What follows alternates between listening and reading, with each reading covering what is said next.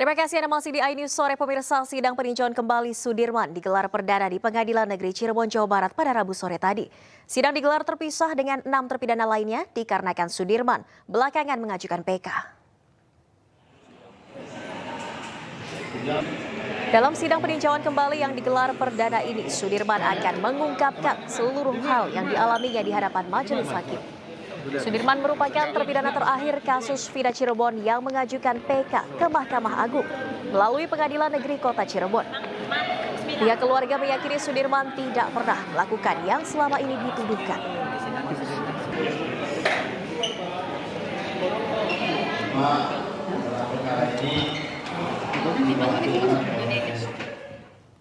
Dan pemirsa, suasana haru mewarnai sidang lanjutan peninjauan kembali 6 terpidana kasus kematian Vina dan Eki di Pengadilan Negeri Kota Cirebon, Jawa Barat pada Rabu siang tadi.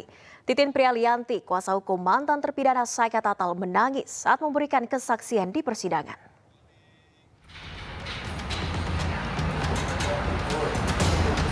Sidang lanjutan peninjauan kembali 6 terpidana kasus kematian Vina dan Eki kembali digelar di Pengadilan Negeri Cirebon, Jawa Barat, Rabu siang. Persidangan kali ini beragendakan mendengarkan keterangan saksi fakta dari Titin Prialianti yang merupakan kuasa hukum mantan terpidana Saika Tatal dan mengikuti proses persidangan pada tahun 2016 hingga 2017 silam. Suasana haru mewarnai kesaksian Titin di hadapan majelis hakim. Ia menangis saat menceritakan penyiksaan yang dialami para terpidana kasus kematian Vina Eki oleh oknum penyidik Polres Cirebon Kota. 7 terpidana ini pulang tahun ini. Saya nggak peduli lagi apa yang terjadi. Kalau misalnya itu dianggap ini kesalahan saya karena menandatangani. Karena waktu itu saya, kalau ibu nggak tanda tangan, kita akan tuntut pengacara dari negara. Karena itulah saya tidak khawatir. Apalagi saya diyakinkan semuanya sudah mengakui perbuatannya, termasuk Saika Tatal. Jadi saya tidak punya pilihan karena waktu itu saya memang betul-betul dilepas sendiri untuk pegang perkara. Sebelumnya sejumlah saksi dihadirkan dalam sidang PK 6 terpidana kasus Vina. Di antaranya ahli pidana, ahli laka lantas, ahli kedokteran forensik, ahli mata, serta saksi fakta yang merupakan kuasa hukum terpidana kasus Vina tahun 2016 dan 2017. Para saksi meragukan kematian Vina dan Eki akibat pembunuhan, melainkan murni kecelakaan. Dari Cirebon, Jawa Barat, Toy Iskandar, iNews melaporkan.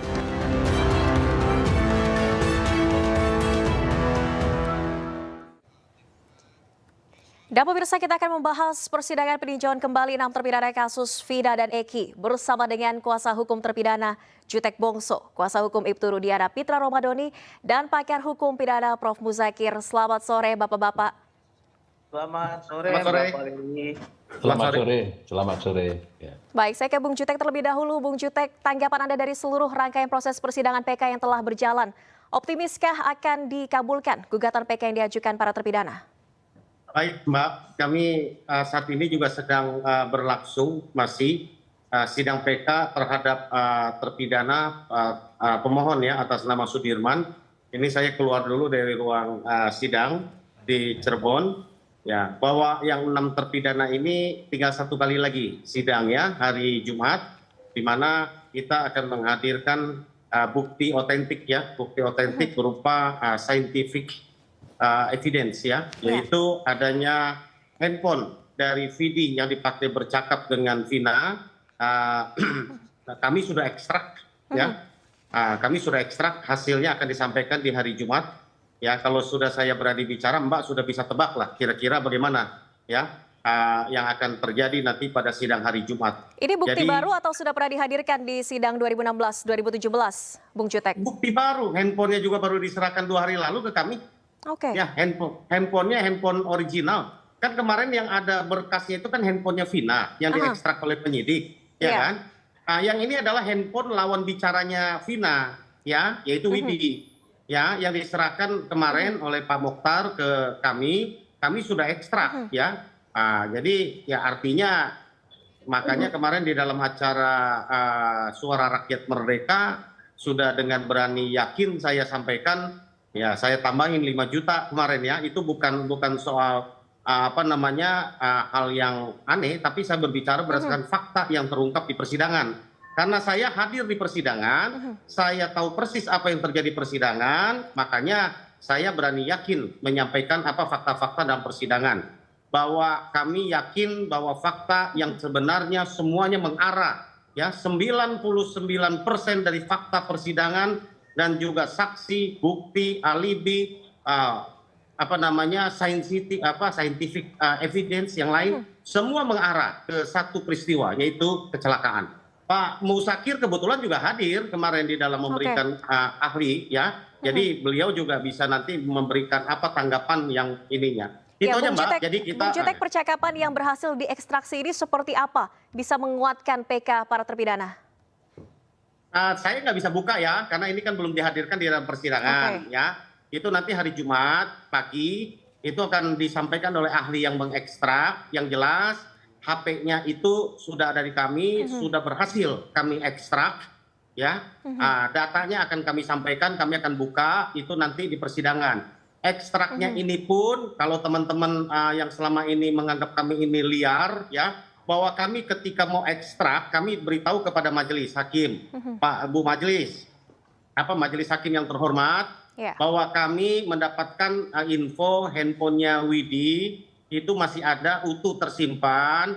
Dapatkah kami mendapatkan izin penetapan untuk kami ekstrak untuk sah dihadirkan menjadi barang bukti? Hakim lewat penetapan dalam sidang putusannya memberikan putusan diberikan izin. Itu sebabnya kami akan ajukan nanti di bawah sumpah siapa yang mengekstrak, ahlinya, keahliannya, alat apa yang dipakai, dan bagaimana cara mengekstraknya, hasilnya apa, itu kami akan buka itu secara umum ya di hari Jumat nanti gitu. Baik, saya ke Bung Pitra, ada bukti baru yang diajukan 6 terpidana akan dibuka di persidangan hari Jumat. Akankah ini menyudutkan pihak Anda? Enggak, kami menganggap itu hal biasa dan itu bukanlah novum ekstrak itu. Karena ekstraksi data handphone yang mereka katakan itulah handphone Vina itu sudah pernah dilampirkan dalam berkas perkara. Nah, kaitannya dengan ekstrak yang mereka sampaikan di dalam HP-nya Widi itu ya mungkin ada kesamaannya juga dengan BBM dengan ekstrak yang pernah dihadirkan dalam persidangan. Sehingga itu bukan kategori novum dan itu sudah pernah dilampirkan dalam berkas perkara. Nah, persoalannya adalah kalaupun yang mereka ingin melakukan ekstraksi data, yang ekstraksi siapa? Apakah ini independen atau tidak? Apakah dia mempunyai kepentingan di dalam berperkara ini atau tidak? Ini perlu diperdalami lagi gitu. Karena kalau memang yang melakukan ekstraksi datanya adalah orang yang tidak independen ataupun bukan penegak hukum, saya kira ini perlu dipertanyakan sebagaimana diatur di dalam Perkapolri nomor 10 tahun 2009 tentang pemeriksaan laboratorium kriminalistik pasal 1 ayat 7, bahwasanya bukti digital itu untuk dapat dijadikan sebagai alat bukti yang sah harus dilakukan uji forensik terlebih dahulu di laboratorium kriminalistik Mabes Polri, gitu loh, bukan di ahli. Penafsirannya seperti itu, sehingga kami juga meragukan ekstraksi yang rekan Jutek Bongso lakukan. Akan tetapi kalau memang itu tujuan Jutek Bongso ingin mendalilkan sesuatu, ya silakan saja. Akan tetapi itu tidak bisa dikategorikan sebagai bukti baru kalau ingin menyesuaikan dengan ekstraksi yang dikategorikan itu handphone dari Vina. Ya, mereka ingin menyatakan bahwasanya pada 22.14 itu masih ada BBM-an dengan almarhum. Sedangkan bukti-bukti yang mereka ajukan, novum yang mereka ajukan yang sama sekali belum pernah dimintai keterangan ataupun diperiksa seperti saksi Adi Haryadi dan saksi Ismail, saksi Widi itu, saya juga melihat mereka saling bertentangan keterangannya gitu. Di mana saksi Adi Haryadi ini menerangkan pada pukul 22.00 WIB itu ketika hujan gerimis dan dia sedang jalan itu sekitar pukul 22.00 WIB itu dia melihat bahwasannya korbannya sudah terkapar. Sedangkan saksi Ismail itu pada pukul 22.15 WIB itu ketika dia selesai menikahkan anaknya kalau nggak salah itu sekitar pukul 22.15 itu dia menyampaikan korban ini sudah terkapar di sana. Sedangkan saksi kunci yang mereka dengung-dengungkan itu Widi itu mengatakan 22.14 itu masih BBM-an dengan Vina gitu. Bagaimana mungkin di antara saksi mereka aja sudah tidak bersesuaian dan sudah bertentangan. apa yang mereka jadikan novum di situ gitu. Udah tidak sesuai gitu loh, Mbak. Baik. Saya tanyakan ke Prof. Muzakir dulu, Prof. Ini bisa dikategorikan novum atau tidak menurut Anda? Jadi saya ingin jelaskan begini, yang prinsip di dalam proses PK itu ya, yang tadi sudah diterangkan juga bahwa apakah pada saat persidangan pertama atau persidangan kasus yang bersangkutan itu pernah dijadikan alat bukti dalam proses pemeriksaan perkara itu atau belum. Ya. Kalau namanya novum itu adalah belum dipertimbangkan sama sekali. Gitu. Tapi kalau ada kekeliruan dalam proses penafsiran dan sebagainya terkait dengan bukti itu nggak menjadi masalah. Tapi yang paling penting di sini pernah dipakai atau belum. Kalau jawabannya tadi disebutkan bahwa itu belum pernah dipakai, tapi yang dipakai adalah komunikasi yang arah dari sebelahnya. Yeah. Justru itu untuk memastikan bahwa kalau komunikasi dengan alat yang lain sudah diperiksa dan seterusnya, maka ini belum. Maka kalau ini belum, berarti pada saat itu akan menjadi alat bukti penting untuk memastikan. Yang pertama adalah ekstrak yang pertama itu dengan ekstrak ini korelasinya seperti apa, dan yang paling sahih, yang benar, yang belum ada tindakan-tindakan yang lain itu yang mana. Gitu. Jadi kalau misalnya yang pertama itu ternyata komunikasi nggak match gitu, itu berarti ada yang berubah. Gitu.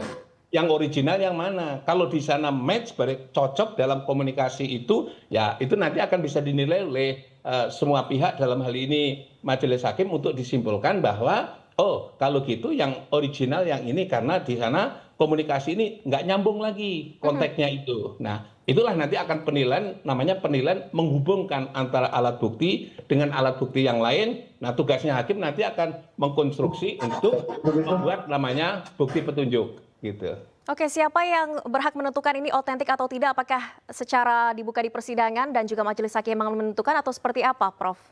Jadi prinsipnya sesungguhnya kalau orang mengajukan permohonan di ruangnya pengujian itu melalui penyidik lagi ya nggak logis lah begitu. Yang kita serang itu adalah, atau yang kita argumentasi terkait dengan pembuktian itu kan produk yang dibuat oleh penyidik. Iya. Tapi kalau misalnya kita akan membuat ekstrak itu juga lembaga penyidikan, penyidik yang sama, kan aneh dalam konteks ini. Dalam konteks pidana itu nggak menjadi masalah. Yang penting pembuat ekstrak itu atau yang melakukan ekstrak itu adalah bersumber dari sumber aslinya, dan itu harus dibuktikan. Yang kedua adalah dia sudah namanya yang disebut sebagai memperoleh bukan izin, namanya sertifikasi untuk melakukan itu. Ya. Dan yang ketiga adalah kalau tadi disebutkan dia adalah atas seizin, sepengetahuan majelis hakim, nah itu menguatkan kembali. Yang penting itu adalah dia punya lembaga atau sebut saja sertifikasi untuk melakukan pengujian itu. Oke. Oke, baik. Bung Jutek, bagaimana pihak Anda bisa betul-betul meyakinkan kalau ini merupakan bukti yang otentik dan bisa menguatkan peninjauan kembali 6 terpidana? Ya sekali lagi, Pak. Jadi kami menyampaikan karena kami juga tahu bahwa ini pasti akan menimbulkan banyak keraguan apapun yang diperbuat. Itu sebabnya dari awal kami sudah meminta izin kepada majelis lewat penetapan supaya hasil ekstraksi kami ini diakui sebagai sah, sebagai bukti yang sah yang diizinkan oleh pengadilan. Ya, hasil kerja penyidik itu nanti muaranya ke pengadilan. Kalau ini kami karena dalam permohonan PK ini kami sedang di pengadilan, kami langsung meminta izin pengadilan, majelis mengabulkan lewat penetapan.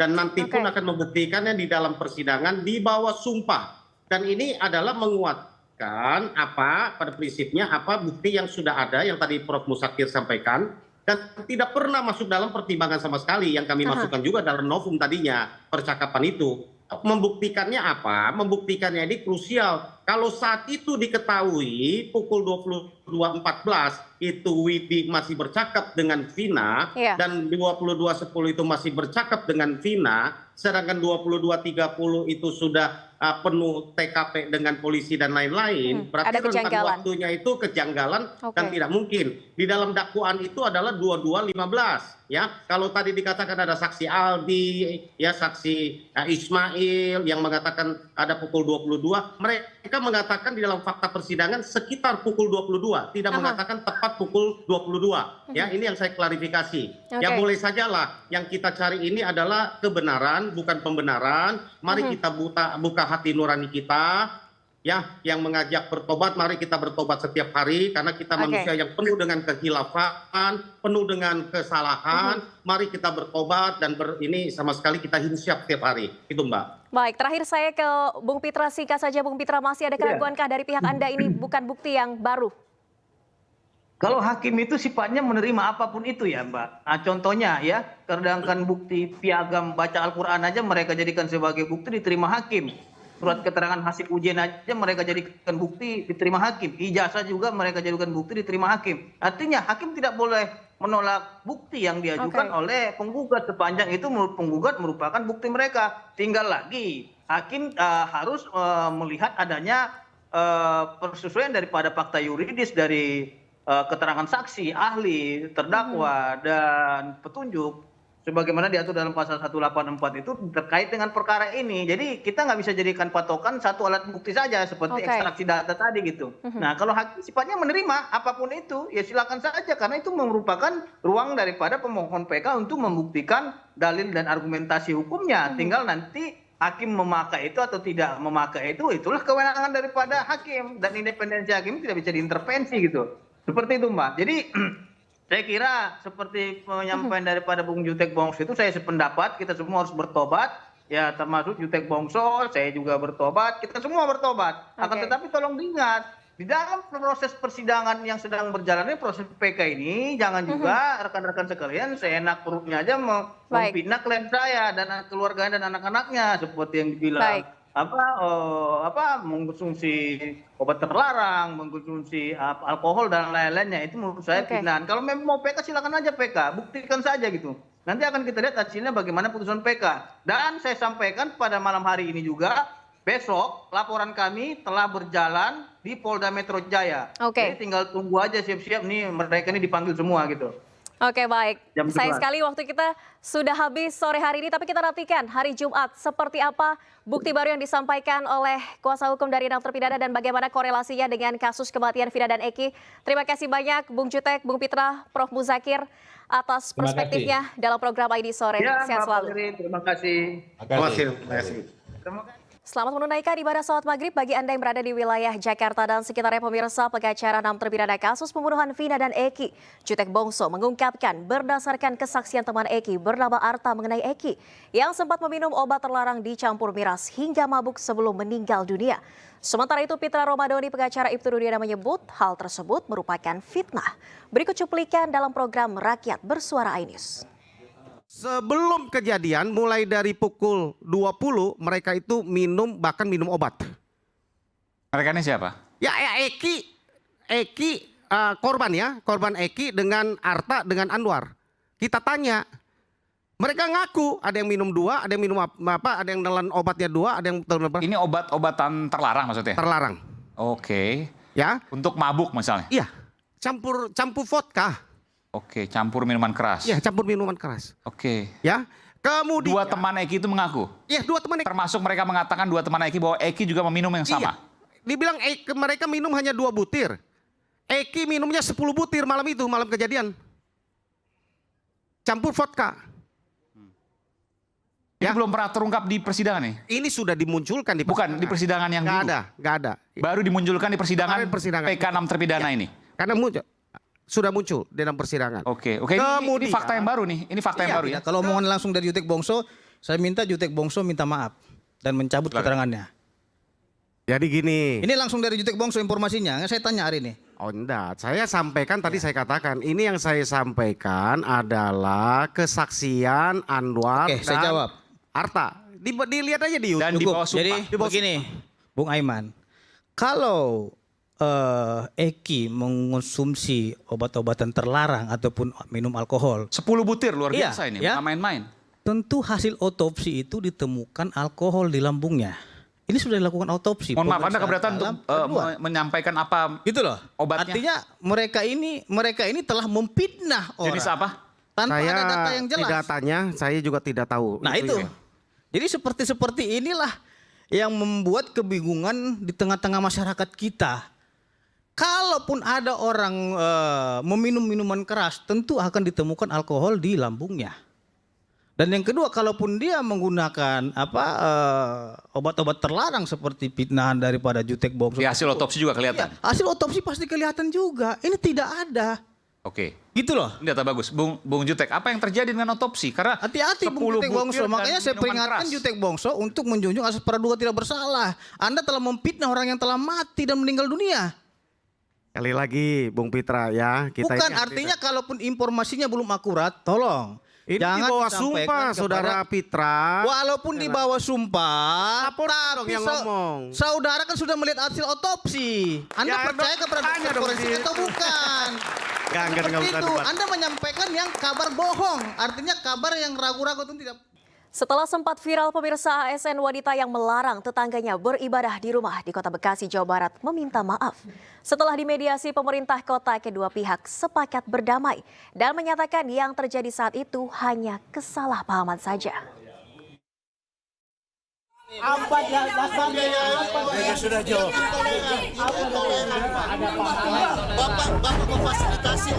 Video ini sempat viral lantaran wanita yang merupakan aparatur sipil negara ini merasa terganggu dengan kegiatan ibadah yang digelar tetangga rumahnya di kawasan Kayuringin, Kota Bekasi, Jawa Barat.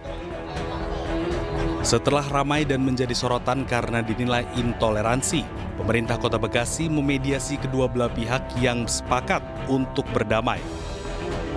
Penjabat Wali Kota Bekasi memastikan kejadian tersebut bukan intoleransi, namun hanya kesalahpahaman. Pemkot Bekasi juga akan memindahkan para jemaat ke tempat ibadah di GKOI daerah Kayuringin.